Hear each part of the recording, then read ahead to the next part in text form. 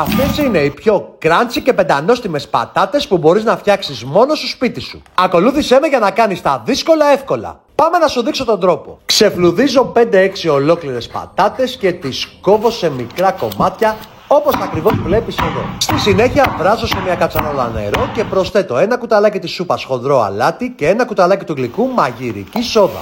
Ρίχνω τις πατάτες μέσα στην κατσαρόλα και βράζω για 6 με 7 λεπτά. Στη συνέχεια τις στραγγίζω και τις αφήνω να κρυώσουν πάρα πολύ καλά. Βάζω σε ένα ταψάκι ελαιόλαδο, ρίχνω μέσα τις βρασμένες πατάτες και προσθέτω 4 σκελίδες σκόρδο ψιλοκομμένες και ένα κουταλάκι του γλυκού ρίγανη. Ψήνω σε προθερμασμένο φούρνο στους 180 βαθμούς για 30 λεπτά. Βγάζω από το φούρνο το ταψί, ανακατεύω και ξαναψήνω για άλλα 10 λεπτά. Δοκίμασε να τις φτιάξεις αμέσως και είμαι σίγουρος θα ξετρελαθείς.